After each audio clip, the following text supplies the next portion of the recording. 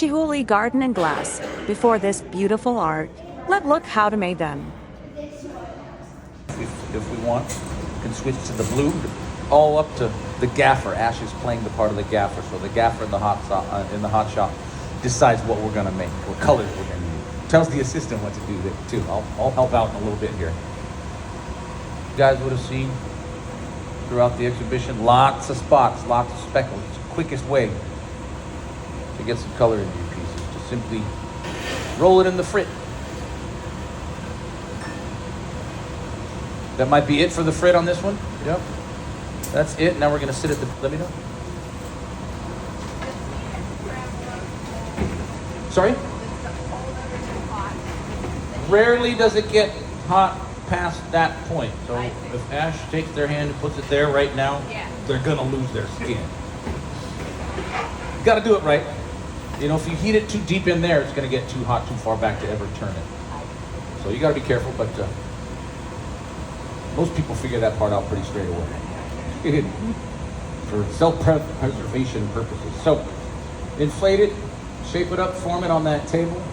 The next move will be to get it hot again, sit at the bench, and we make these pieces sideways at the bench. So the tip of the bubble's the bottom of the piece. The top of the vessel is the part that's still attached to the blowpipe. We'll show you how we deal with that in just a couple of minutes. I will start helping out now.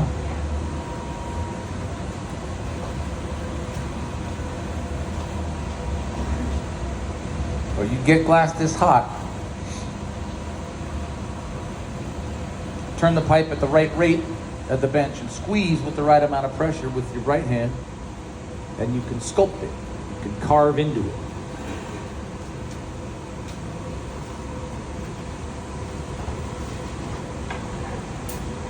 Using the thumb and the forefinger and that seemingly magical non-flammable pad.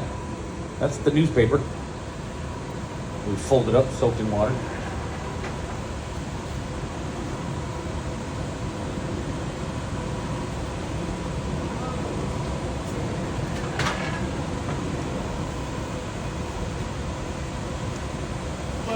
Blowing.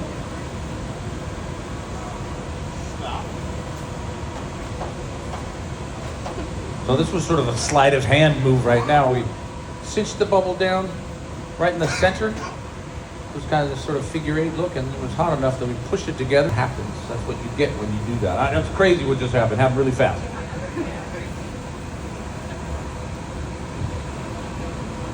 It's a fold. So the glass is double thick right there on that spot. It might be able to see it as we get going here a bit more about what we're talking about. And now we're just going to go back and forth between the furnace and the bench. Working the shape as long as we did it right. That little ring that's in there is going to stick around.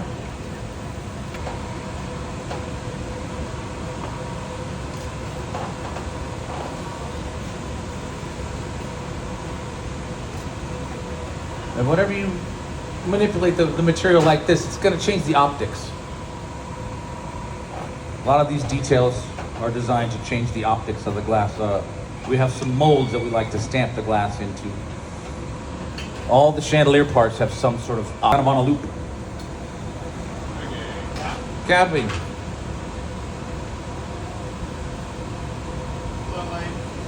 Blowing. Stopping. Ready. Okay, so the bottom's done. It's flat, has a way to sit on the table now.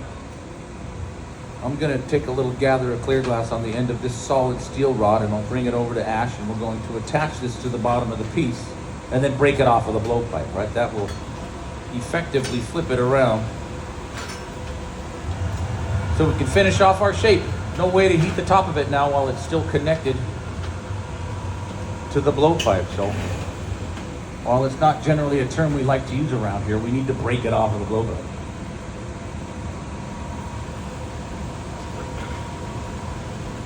Now this punch needs to be the right shape and the right temperature.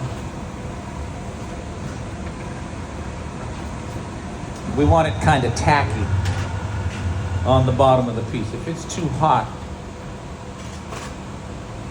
it won't come off at the end when we want it to, when we need it to. And if it's too cold, it's not gonna stick when we go to break it off with a blow pipe. Glass is hot enough to crack when we put water on it. Crack the glass, tap the pipe, come dry. Right in the furnace. Works every time. Until it doesn't, and the piece goes crashing to the floor. But the important thing is it worked this time, so you guys get to watch us finish off the shape. That little opening is cold and sharp, right? It's broken glass. Generally, it's pretty jagged up there, so we're gonna get it hot again.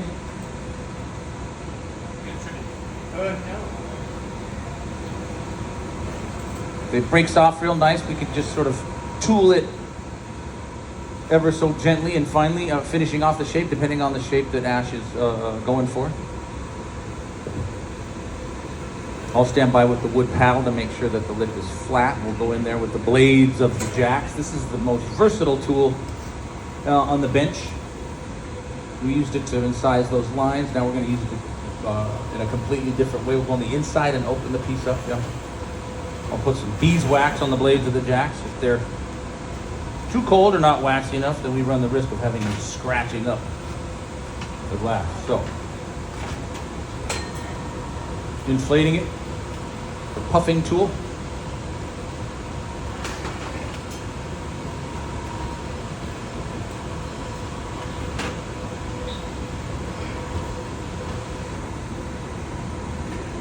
Back and forth between the furnace and the bench, finishing off by how thick the glass is. So overnight is good for these pieces. The paperweight's going to want to stay in there for a couple of days.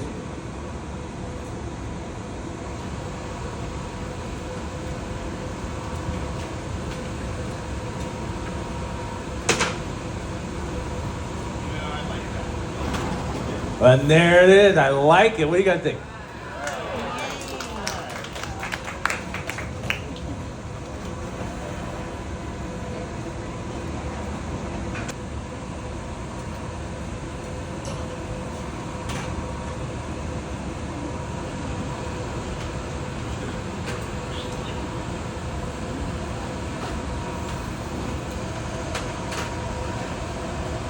Just like so.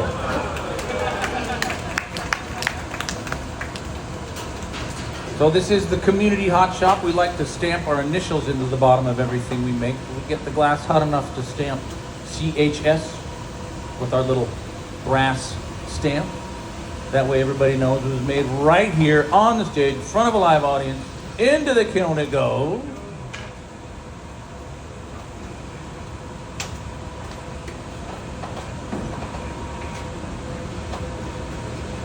Then we'll see you in the morning.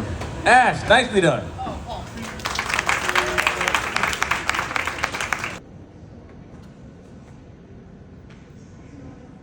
Chihuly Garden and Glass is a must-see Seattle attraction showcasing Dale Chihuly's breathtaking glass art and galleries, a lush garden, and a dramatic glass house. It's located at Seattle Center, right next to the Space Needle, and offers an immersive experience of color, light, and form succeed.